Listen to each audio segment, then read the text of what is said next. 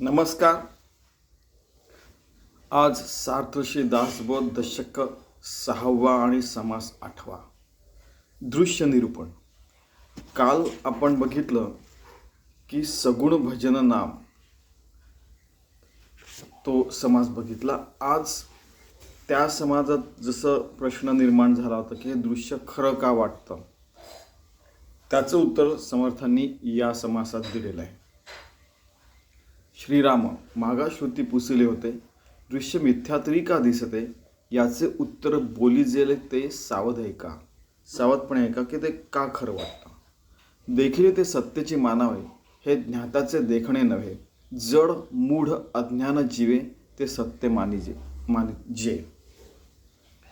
की म्हणजे जसं ते काल सांगितलं नाही, परीक्षा असताना मुलगा अभ्यास करत नसला ते कडक कशी झापड पडते, मग तो एकदम जागा होतो. त्या टाईपचं ते बोलून सांगतं ते समर्थ. जड मूढ अज्ञानी जीवांना ते खरं वाटतं. हे जे दृश्य आहे ते एका देखिल्यासारखे लटक्या करा ग्रंथकोटी, संता महंतांच्या गोष्टी त्याही मिथ्या मानाव्या. की आपण स्वानुभव घ्यावा. आणि त्यानंतर मग असे कित्येक ग्रंथ आहेत. म्हणजे आपल्या इथे अद्वैतावर कितीतरी उपनिषद वगैरे सगळे ग्रंथ आहेत. त्या स्वानुभवाने अनुभव, नाहीतर मग तुम्हाला त्या खोट्याच वाटतील. बरोबर आहे की नाही. माझे दिसते हेची खरे. आणि बरेचदा असं होतं की मला जे दिसतं तेच खरं आहे. आणि त्यानंतर मग असं लक्षात येतं की अरे तो भास निर्माण करण्यात आलेला आहे. असंही होऊ शकतं. आजकाल तर तुम्ही आर्टिफिशियल इंटेलिजन्सने, कृत्रिम बुद्धीने आपण बऱ्याचशा गोष्टी कॉम्प्युटरवर तयार केलेल्या बघतो आपण, आहे की नाही. इथे चाले ना दुसरे ऐश्या संशयाच्या भरोजने. तर भगवंत सर्वत्र आहेत, संशय ठेवायचा नाही. सरळ सांगायचा अर्थ, माझे दिसते हेच खरं आहे असं नाही. आपण आकलन करून बघायचं बुद्धीने आणि नंतर मग ते खरं मानायचं. मृगे देखील मृगजळ, तेथे धावते बरळ. जळ नव्हे मिथ्या सकळ, त्या पशुस कोणी म्हणावे. अरे बाबा, ते मृगजळ आहे, पण त्या मृगाला म्हणजे त्या हरिणाला कळत नाही, तर त्याच्या मागे धावत राहतो. तसं आपण करायचं नाही. प्रत्येक ओळीत त्यांनी सावध केलेलं आहे. रात्र स्वप्न देखील, भूतद्रव्य सापडले, भूतजनासी व्यवहारिले, ते खरे कैसे नाही मानावे. ते आपण बरेचदा खूप व्यवहार करतो लोकांमध्ये, पण त्याला आपण खरं मानतो. कारण की अरे 1 रुपया बघ, तो हे बघ, म्हणजे लोक म्हणायचे बघ, हा 1 रुपया, टन अशा हातावर मारून वगैरे बघतात. तुम्हाला माहिती आहे पुण्याचे लोक कशी हुशार असतात. तर खरं आहे की नाही. हो खरं आहे. हा 1 रुपया दिल्यावर मला आईस्क्रीम मिळतं, त्याकडे 1 रुपयात आईस्क्रीम मिळायचं. तर तो खोटं कसं आहे म्हणतो, प्रूव्ह करून दाखव. म्हणजे ठीक आहे. तर रात्र स्वप्न देखील आहे. रात्री स्वप्न बघितल्यावर खूप द्रव्य मिळालं, त्याच्यात आपण खूप श्रीमंत झालो आहे, त्यासारखं हे सगळं दृश्य आहे. आणि भगवंताची रचना आहे. खरं पाहिलं तर याच्यात हे पण सांगतायत की एकोहम बहुस्यम, एकच भगवंत सगळ्यांमध्ये आहे. ही जोपर्यंत दृष्टी पक्की होत नाही तोपर्यंत आपल्याला साधना करायची असते. आणि ती दृष्टी पक्की ठेवायला पण साधना करावी लागते. ठीक आहे. कुशळ चितारे विचित्र, तेणे निर्माण केले चित्र. देखता उठे प्रीती मात्र, परंतु तेथे मृत्तिका. एका कुशल चित्रकाराने एक चित्र निर्माण केलं. आपल्याला खरंच वाटतं ते त्या प्रकारे असं आहे. नाना वनिता हस्ती घोडे, रात्र देखता मन पुढे, दिवसा पाहता कातडे कंटाळवाणे. की त्याच्यात खूप काही हत्ती घोडे वगैरे निर्माण केलेले आहे. खरं वाटतात, पण नंतर जवळ जाऊन बघितलं की अरे ते तर खोटं आहे सगळं काही. काष्ठी पाषाणी पुतळ्या, नाना ठकारे निर्मिल्या, परम सुंदर वाटल्या, परंतु तेथे पाषाण. अगदी म्हणजे काष्ठ म्हणजे लाकडाचं वगैरे पण आपण केलेलं असेल, पाषाणी म्हणजे दगडाचं वगैरे केलं असेल, पण त्या सुंदर मूर्त्या ज्या दिसतात त्या खोट्याच असतात ना. तसंच आहे. नाना गोपुरी पुतळ्या असती, वक्रांगे वक्रदृष्टी पाहती, लागवत एकदा भरे वृत्ती, परंतु तेथे त्रिभाग. की अशाच खूप पुतळे वगैरे तयार केले आहेत. ते पण असंच असतं. ते खेळता नेटके दशावतारी, तेथे येती सुंदर नारी, नेत्र मोळती काळा कुसरी, परंतु अवघे धटिंगण.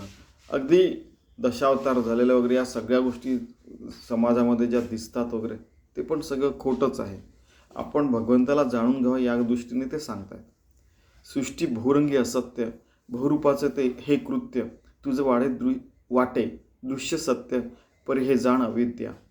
की सृष्टीमध्ये खूप रंगीबेरंगी गोष्टी असतात, विविध प्रकारचे आवाज असतात, पण हे सगळं यत दृष्टम तद नष्टम, या दृष्टीने ती अविद्या आहे. हे पण इम्पॉर्टंट आहे. मिथ्या साचसारखे देखले परी ते पाहिजे विचारले, दृष्टी तरळता भासले ते साच कैसे मानावे.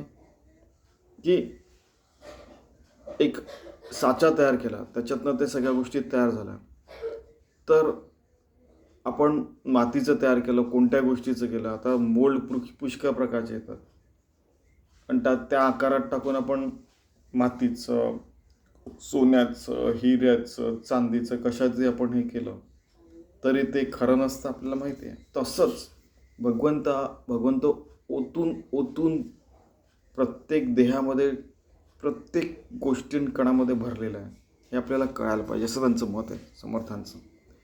वरी पाहता पालथे आकाश, उदकी पाहता उताणे आकाश, मध्ये चांदणा ही प्रकाश परी ते अवघे मिथ्या.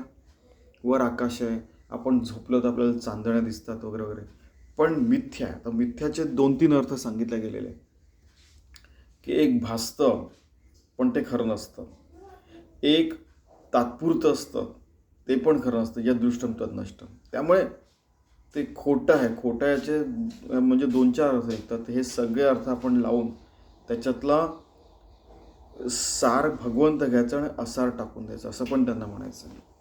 नृपतीने चितारी आणले, ज्याचे त्यात ऐसे पुतळे केले, पाहता त्याची ऐसे गमले परी अवघे माईक. की चित्र केलं, पुतळे केले, तरी ते सगळे मायेच्या राज्यात येतात.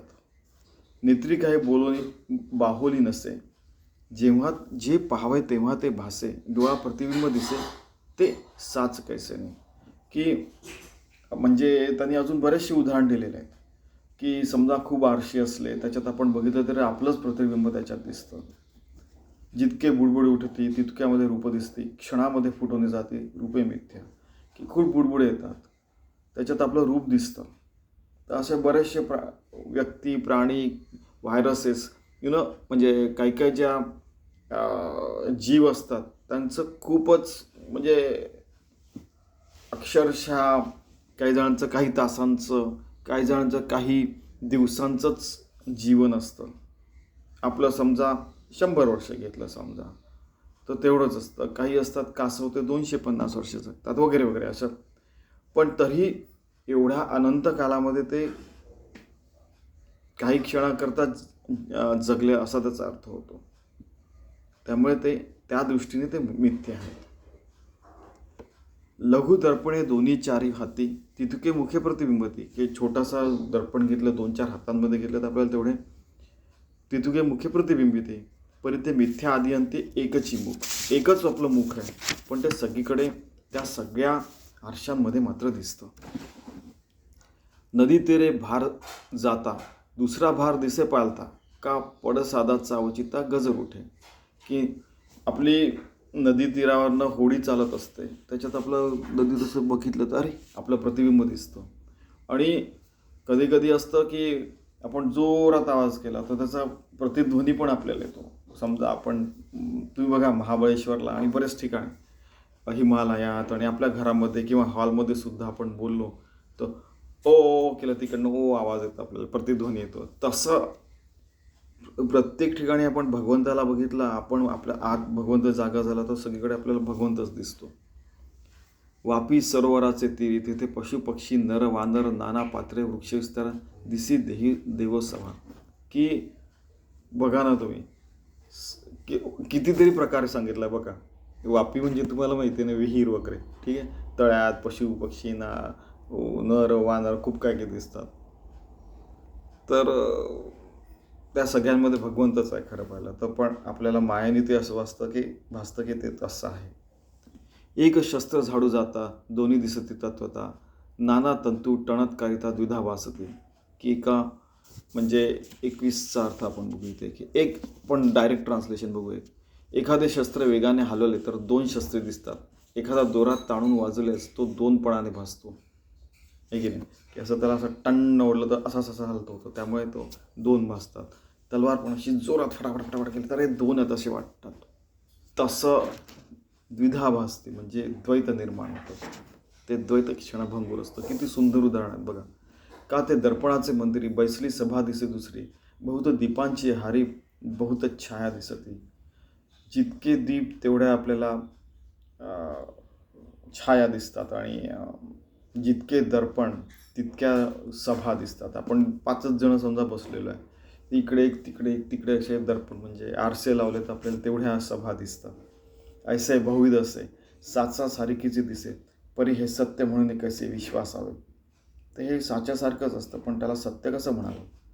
माया मिथ्या माझी गरी दिसे साचाची परी, परी ते जाणताने खरी मानूची नाही की ही तर बाजीगरी आहे. म्हणजे हे कसं, म्हणजे एक मायाजाल निर्माण केलेलं आहे एखाद्या जादूगाराने, त्याला खरं मानू नये. लटिके साचा ऐसे भावावे, परी पारखी कासया असावे. येव ते अविद्येचे यावे ऐसेचे असते. की सगळं लटिके समान, म्हणजे एकदम एखादं म्हणजे नाटकासारखं सगळं भासतं बरेचदा. आणि ते खरं वाटलं तर समजायचं की ही अविद्या आहे. तरी आपण व्यवस्थित लाईफ जगावं, म्हणजे असं खोट्या म्हणून काहीतरी चित्रविचित्र गोष्टी कराव्या असं नाही. आपलं जीवन अगदी व्यवस्थित जगायचं. फक्त काय होतं की आपण एक्स्ट्रीम स्टँड घेतला की हे खरंच आहे सगळं दृश्य जे दिसतं, तर त्याला ते एक्स्ट्रीम स्टँड येतात की हे सगळं मिथ्याच आहे.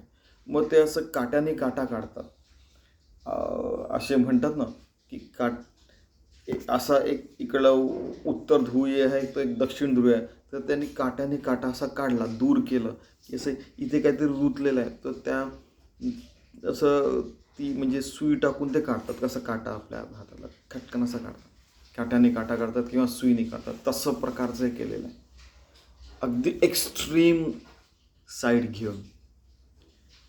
तैसीच माव राक्षसांची देवासही वाटे साची, पंचवटिकेस मृगाची पाठी घेतली रामे. अगदी रामाचं उदाहरण दिलेलं आहे की आणि देवांचं पण, की राक्षसांनी केलेली माया, म्हणजे जशी इंद्रजितांनी केलेली माया जी होती ती देवांनाही खरी वाटायची, आणि ते त्याच्यात त्यांना कळायचंच नाही की काय खरं आणि काय खोटं. आणि त्यांनी इंद्रजितांनी खरं तर हरवलेलं आहे म्हणजे देवांना, त्यामुळे त्याला इंद्राला, त्यामुळे त्याला इंद्रजित म्हणायचं.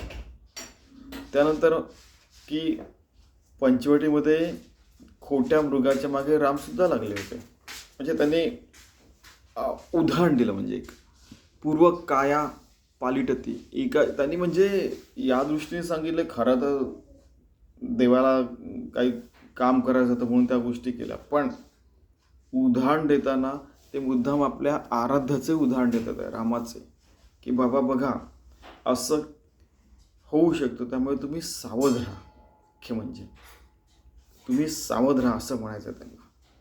कोणत्या देवाला किंवा कोणत्या व्यक्तीला कोणाला ते नावं ठेवत नाही, आपल्याला नावं नाही ठेवत आहे. आपल्याला एक्स्ट्रीम गोष्ट सांगून आपल्याला त्या वाईट गोष्टींपासून दूर करतात आणि रामाशी एकरूप करतात. किती म्हणजे किती कळवळ्याने सांगतात आहे बघा. त्यांना काय गरज आहे हो सांगायची. ते आत्मज्ञानात आहे, आपल्या आत्मज्ञानात आले गेले, कोणाला कळलं नाही कळलं तरी त्यांना फरक नाही पडत, आहे की नाही. पण लोकांचा कळवळा असतो की अरे बाबा हे बघा, तुम्ही इतके युद्ध करता, तुम्ही इतके चित्रविचित्र गोष्टी करता, त्यांनी इतकं नुकसान होतं. मनुष्यजात काय काय नाही करू शकत खरं तर. जसं मी नेहमी म्हणतो की शाश्वत विकास लक्ष आपण केवळ पृथ्वीवर नाही सगळ्या ग्रहांवर जाऊन करू शकतो, तसं त्यांना पण वाटत असेल. ते तर समर्थ आहे.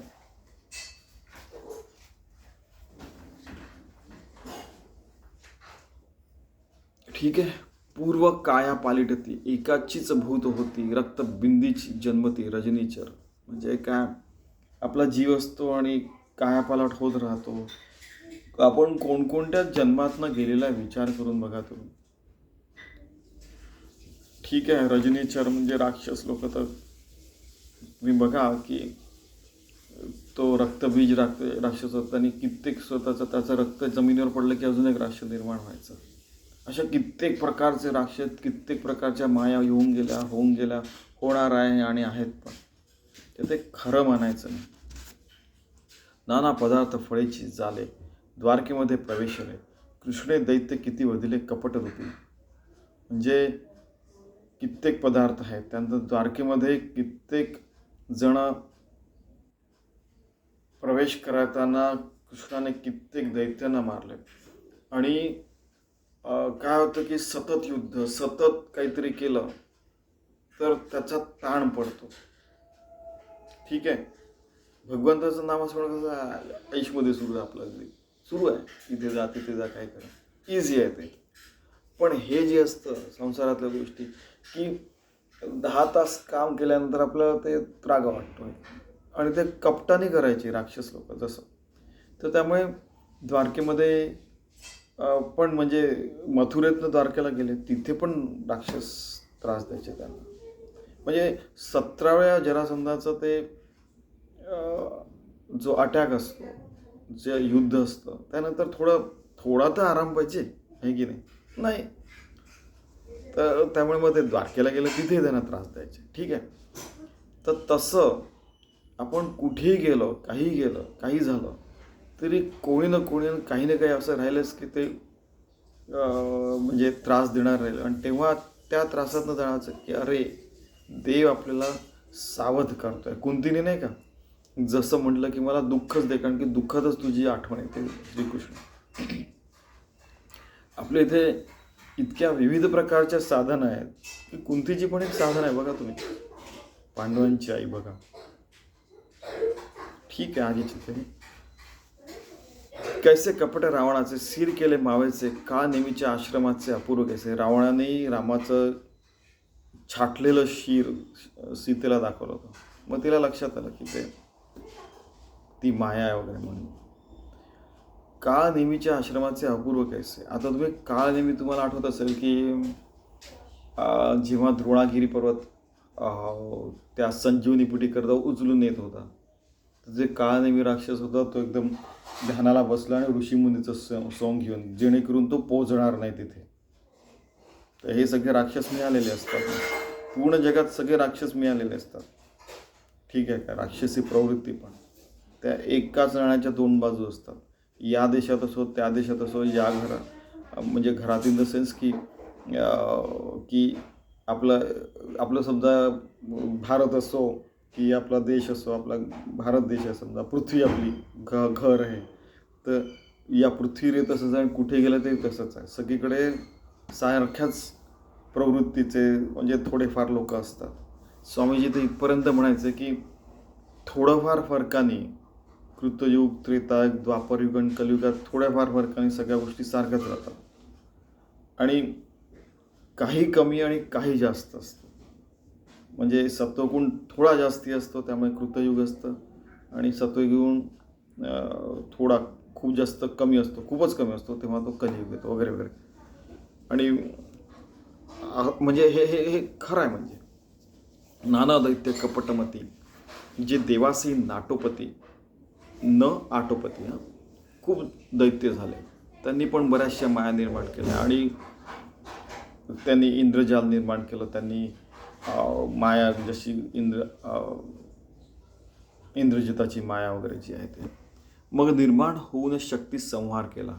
पण त्यानंतर जसं शुंभ निशुंभ वगैरे याकरता मग त्यांनी शक्ती निर्माण केली, दुर्गा देवी वगैरे, आणि तसं मग त्यांचा मग संहार केला गेलेला आहे. ठीक आहे, अशी राक्षसांची माव जाणू न सकते देव, कपट विद्येचे लाघव अगणित त्यांचे. कपट विद्येमध्ये ते खूप निपुण असतात. की तुम्ही बघा की एक सावज असतं आणि शिकारी मागे धावतोय, तर त्याला कसं फसवायचं हे त्यांना ज्ञात असतं. तसं आपण मायेमध्ये फसायचं नाही. आणि जेव्हा लक्षात येतं की देवा वाचवून घे रे बा, आपल्याला लक्षात येतं की आपल्या हातात नाही राहिला आता, देवा तूच वाचव, तर देव बरोबर वाचवतो. मग अशा बायबलमध्ये वगैरे इवन सगळ्या आपल्या उपनिषद पुराण वगैरे सगळ्या ठिकाणी ज्या गोष्टी आल्या रामायण महाभारतामध्ये तुम्ही बघाल की बरेचदा आपल्याला वाटतं की कैसे बचाव में वहाँ से देखा, तर ते देव आपल्याला वाचवत असतो. असं मला असं वाटतं की प्रत्येकालाच जीवनात कधी ना कधी की अगदी अरे थोडा समोर राहिलो असतो, ती बस केवढ्या वेगात गेली रे, आपल्याला लक्षातही नाही आलं. तर असं म्हणजे असे क्षण कित्येक येऊन जातात प्रत्येकाच्या जीवनात की आत्ता आपण जिवंत आहे आणि तिथे आपण उभं असतो तर आपण तो गेलो आहे की नाही. असे अनुभव येतच असतील. मग लक्षात येतं की किती भंगूर आहे आपलं जीवन. ठीक आहे. मनुष्यांची बाजीगरी, राक्षसांची वोडंबरी, मायाजाल, त्यानंतर मग काय इंद्रजाल, त्यानंतर वोडंबरी, त्यानंतर बाजीगरी, जादू, मृगजळ, कित्येक तरी नाव आहे. राक्षसांची वोडंबरी, भगवंताची नानापरी विचित्र माया. भगवंतांनी पण विचित्र माया निर्माण केलेली हे. आणि साचा सारखेच दिसे. खरं तर हे साचेनीच असं निर्माण केलेलं सगळं काही असं वाटतं. तो भगवंताचाच साच आहे. भगवंतच सर्वत्र आहे असं आपण जाणून घ्यावं. विचारिताच नसे मिथ्याची भासे निरंतर पाहता. मग काय होतं की भगवंताची जी माय आहे ती अगदी खरी वाटते. पण नंतर मग थोडासा विचार केला, थोडंसं अलिप्त झालं, थोडं साक्षीत्व भावाने बघितलं तर आपल्याला लक्षात येतं की अरे हे तर सगळं खोटं आहे. यातून आपण बाहेर निघायचं. आणि तो खरं तर तो जेव्हा विचार येतो, जेव्हा विश्वास बसतो तेव्हाच आपल्याला रिअलायझेशन होतं आपण तेव्हा बाहेर निघालेलं असतो. आणि ते बाहेर राहिलं जे असतं त्यात आपण सतत राहायचा प्रयत्न करायचा असं इथे सांगितलेलं आहे समर्थांनी. साच म्हणावी तरी ते नासे, मिथ्या म्हणावी तरी ते दिसे, दोन्ही पदार्थ अविश्वासे सांगत आम्हाला की आता या हे खरं आहे पण दिसतं आहे, मिथ्या म्हणावं तर खरोखर दिसतं आहे. आता तुम्ही बघा की आपले आई बाबा, हे मुलं मुली सगळे आपले बहीण भाऊ वगैरे मित्र वगैरे सगळेजण दिसतात तिथं खरंच आहे या वगैरे असं म्हणतात. हो खरंच तर मग अविश्वास कसा ठेवायचा, विश्वास कसा ठेवायचा. आणि ह्या गोष्टी अविश्वासाने कशा बघायच्या, त्याच्यावर विश्वास कसा ठेवायचा, त्याच्यावर अविश्वास का ठेवायचा आणि त्याच्यावर विश्वास का ठेवायचा. म्हणजे असा तुम्ही बघा किती प्रकारे विचार केला आहे समर्थांनी विचार. आणि गुरुशिष्य संवाद आहे हा. परंतु हे नव्हे साचार मायेचा मिथ्या विचार दिसते, हे स्वप्नाकार जाण बापा. अरे बाबा शिष्यांना, म्हणजे त्या ज्या शिष्यांनी प्रश्न विचारला, रे बापा म्हणजे बाबा की हे खरंच स्वप्नाकार आहे, कसं सांगू, कोणत्या प्रकारे सांगू तुला. ठीक आहे. तथापि असं तुझला भासाची सत्य वाटला तरी तेथे चुका पडेला एक ऐक बापा. पुन्हा ते म्हणतात आहे की जर का याच्यामध्ये तू वाहून गेला बेटा तर चुकणार आहेस तू. ठीक आहे. म्हणजे असं म्हणून की कधी एक कडक झापड मारतात तसे बोलतात, कधी त्याला एकदम शरण जाऊन बोलतात, अरे बाबा आता ऐकून घे, उद्या तुझी परीक्षा आहे, आज कृपया अभ्यास कर. तसं अरे तिथे गेला तू, विहिरीजवळ गेला, तुला पोहता येत नाही, पडलं तर काय विचार करता रे बाबा. म्हणजे अशा प्रकारे. त्यानंतर रे तू त्या पर्वतावर चढतो आहेस, खूप खोल आहे, एकटा नको जाऊस बरं का. तू एकदा एकटा गेला असता तर तुला माहिती आहे ना काय झालं. अगदी तुला त्यावेळेला देवानी वाचवलं. ठीक आहे का. म्हणजे असं दृश्यभास अविद्यात्मक, तुझाही देह तदात्मक, म्हणून हा अविवेक येथे संचारला. की दृश्यभास आपल्याला खरं तर अविद्यात्मक आहे आणि हा देह पण तादात्मक आहे, त्याच्याशी आपण तादात्म्य पाहतो आणि म्हणून हा अविवेक आपल्या आतमध्ये संचारतो असं समर्थ म्हणतात. जेव्हा आपल्याला कळतं की अरे आपल्या शरीरामध्ये 37,000 कोटींपेक्षा जास्ती पेशी आहेत, आपण आपला देह पडल्यावर त्या पण मरतात, त्यांना पण आपल्या इथे समजा जाळल्या जातं वगैरे वगैरे. तर या पूर्ण संघाताला जेव्हा अविवेक ग्रासतो, पूर्ण संचारून जातो, त्यावेळेला आपल्याला हे सगळं सत्य वाटायला लागतं. जेव्हा आपल्याला जाणीव होते की आपण सगळे कामं व्यवस्थित केलेले आहे, भगवंताला समर्पित केलेलं आहे, तेव्हा आपल्याला कॉन्फिडन्स येतो की आपण आता काहीतरी चांगलं करू शकतो. आणि जेव्हा ते जाणवतं तेव्हा तो जो संचारलेला जो अविवेक आहे तो निघून जातो. की ते प्रत्येक क्षणाला ते सांगतात, दृष्टीने दृश्य देखिले, दृष्टीने डोळ्याने दृश्य देखिले, मन भासावारी बसले तरी ते लिंग देह झाले अविद्यात्मक. आपला जो देह आहे त्याला सत्य मानल्यामुळे, की त्याला सत्य इन द सेन्स की त्याला अमर मानल्यामुळे आपल्याला ते खरं वाटतं. आपणही अमर आणि हे सगळं दृश्य जे दिसतं ते पण अमर आहे. खरं पाहिलं तर आपला देह पण हळूहळू लहानाचा मोठा मोठा तो बदलतोय, ते समोरचं दृश्य पण बदलत आहे. काही दिवसांनी हे राहणारच नाही, दुसरंच येणार आहे. आपल्या इथे तर कित्येक प्रॉव्हर्ब म्हणी आहेत की बघा, म्हणजे मराठीतनं सुद्धा ज्ञानाच्या गोष्टी व्हायला पाहिजे व सतत इंग्लिशमध्ये होतात. की 1000 वर्ष जंगल, 1000 वर्ष सिटी, म्हणजे काय की शहर. 1000 वर्ष जंगल, 1000 वर्ष शहर. की तुम्ही बघा की तुम्ही ॲमेझॉनचं जंगल घ्या की आपल्या इथले जंगल घ्या, त्या जंगलांखाली आपल्याला जुन्या ह्या सापडतात, जुने शहर वगैरे सापडतात, जसं मोहनजोदारो, हरप्पा वगैरे वगैरे. तर तसं एकदम जे आपल्याला दिसतं आहे ते काही दिवसांनी जिथे बिल्डिंग आहे तिथे जंगल येणार आहे, जिथे जंगल आहे तिथे पुन्हा शहरं होणार आहेत वगैरे. हे सगळं चक्र सुरूच राहतं.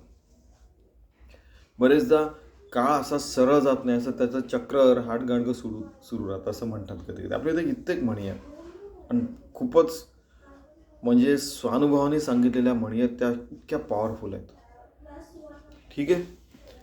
दृष्टीने दृश्य देखील मन भासावरी बसले तसे लिंग, तरी ते लिंगदेह झाले अविद्यात्मक. ठीक आहे. अविद्येने अविद्या देखील, तसंच आपण अविद्येने आपण बघत नाही, आपली ती अविद्या त्या अविद्येला बघत असते. किती सुंदर वाक्य आहे. आपण विद्येने आत्मबुद्धीने बघितलं तर आपल्याला आत्मबुद्धी सर्वत्र रामच दिसेल आहे. रामबुद्धीने बघितलं तर सर्वत्र राम दिसेल आहे. जो चष्मा घालू तेच दिसेल आहे. विद्येने बघितलं तर विद्याच दिसेल आहे. आत्मबुद्धीने बघितलं तर सर्वत्र आत्मबुद्धीच दिसेल आहे. म्हणून ही गोष्टी विश्वासली तुझी काय अवघी संचली अविद्येची, आणि तुला ते दिसतं त्याचं कारण अविद्या रे बाबा, अरे बापा, असं ते म्हणतात. तसं तिची काय मी आपण हे देहबुद्धीचे लक्षण येणे करिता झाले प्रमाणात दृश्य आघवे. हे या देह अमर आहे, त्यामुळे मला जे भासतं ते सत्य आहे आणि मी जे म्हणतो तेच खरं आहे. खतम, संपलं मग तुझं सगळं. त्यामुळे तुला दृश्य हे वाटतंय. त्यामुळे असं मी म्हणतो तेच खरं, मला जे वाटतं तेच खरं वगैरे नाही, असं नाही म्हणायला पाहिजे. खरं तर म्हणजे सगळं जाणून घ्यावं आणि नंतर यात उतरावं. म्हणजे समर्थांनी आपल्या शिष्यांना पण बघा कसं तयार केलेलं आहे. तिची काय मी आपण हे देहबुद्धीचे लक्षण येणेकरिता झाले प्रमाणात दृश्य आघवे. तीच काय आपण आपला देहबुद्धीचं लक्षण येणेकरिता झाले प्रमाणात दृश्य आघवे. त्याच्यामुळे दृश्य निर्माण झालं. आणि हे जसं दिसतं आपलं, जसं मागच्याच म्हणत होतं की एकदा एका संन्याशांनी आम्हाला सगळ्यांना जस्ट एका वाक्यात ठरवलं होतं, हे खरं आहे जे दिसतं वगैरे. त्यांनी म्हटलं की ते तू निर्माण केलेलं आहे, आपण जे निर्माण करू तेच आपल्याला दिसेल. तशी ही अविद्या, ही माया आपल्या मनाच्या भ्रमजालाने निर्माण झालेली आहे. तरीही एक लक्षात ठेवा, तरी आपल्याला योग्य आणि चांगल्या मार्गावरचं जीवन जगायचं, परमार्थी मार्गाचं. नाही तर ते खोटं आहे म्हणून काही करायला लागले. बरोबर आहे की नाही? हे आपल्याला चांगल्या मार्गावर आणायला ह्या सगळ्या गोष्टी सांगतात. इकडे सत्य मानेला देव, तिकडे दृश्य सत्य हा निर्वाह, दोहीमध्ये महासंदेह पैसावाला बळ. ठीक आहे. की हे सत्य आहे की ते सत्य आहे की असं आहे की तसा भ्रम निर्माण नाही करायचं स्वतःच्या मनात. संदेहात नाही राहायचं. एकदम क्लिअर आयडियाजने शुद्ध सात्विक मन घेऊन सात्विक जीवन जगायचं आहे. देहबुद्धी केली बळकट तर हे असं होणारच आहे. आणि ब्रह्म पाहो गेला धीट, तो दृश्याने हृदीला वाट परब्रह्माची. की ब्रह्म बघितले तर सर्वत्र ब्रह्मच दिसतं. देहबुद्धी पक्की केली तर आपल्याला सर्वत्र हे माया समान जे आहे तेच खरं वाटायला लागेल. तिथे साच मानी दृश्याला निश्चयी बाणून गेला, पाहतो केवढा चुका पडिला अकस्मात. केवढी म्हणजे दृश्याला खरं मानलं तर चुका व्हायला सुरुवात होतात अकस्मात. ठीक आहे. आता असं हे बोलणे ब्रह्मदा पविजे मीपणे, देहबुद्धीची लक्षणे दृश्य भाविते. आता हे राहू द्या, ब्रह्मना पाहिजे मीपणाने काय ब्रह्म आपल्याला दिसणार नाही आहे. देहबुद्धीची लक्षणे दृश्य भावते. देहबुद्धीमुळे आपलं नुकसान होणार आहे. ठीक आहे. तर देहबुद्धीला आवाक्यात आणावं. आणि आपण आत्मबुद्धीने जीवन जगावं.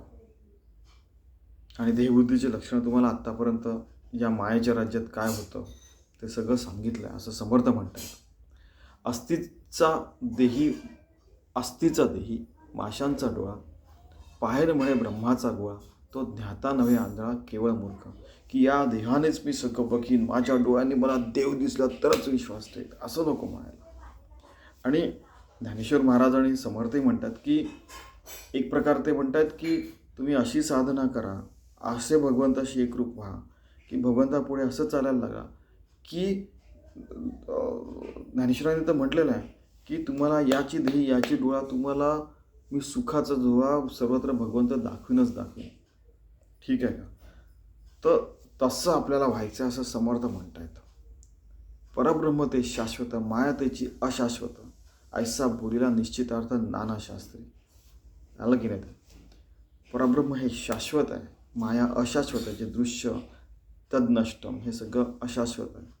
ऐसा बोलीला निश्चितार्थ नाना शास्त्री, सगळ्या शास्त्रांमध्ये असंच सांगितलेलं आहे. आता पुढे निरूपण देहबुद्धीचे लक्षण, चुका पडिला तो मी कोण बोलिले असे, की देहबुद्धीचे लक्षण काय आहे आणि काय चुका होतात त्याचं निरूपण पुढल्या समासात मी सांगितलं आहे असं समर्थ म्हणतायत. मी कोण हे जाणावे, मी पण त्यागुनी अनन्य व्हावे, मग समाधान ते स्वभाव अंगी बाणे. की मी कोण आहे, मी पण कसं त्यागायचं, आपण भगवंताशी अनन्य कसं व्हायचं, ही माया कशी निरसावी, या अज्ञानातनं कसं बाहेर यायचं, मग समाधान आपल्या स्वभावामध्ये कसं आणायचं, आपल्या अंगी कसं ब्रह्मज्ञान बाळगायचं, सर्वत्र राम कसा बघावा, रामासारखं मर्यादा पुरुषोत्तम जीवन कसं जगावं, या जगात रामराज्य, आनंदवन भुवन आणि स्वानंद भुवन पाटण, युटोपिया कसं काय आणायचं, हे पुढल्या समासात मी सांगणार आहे असं समर्थ म्हणतात आहे. ठीक आहे.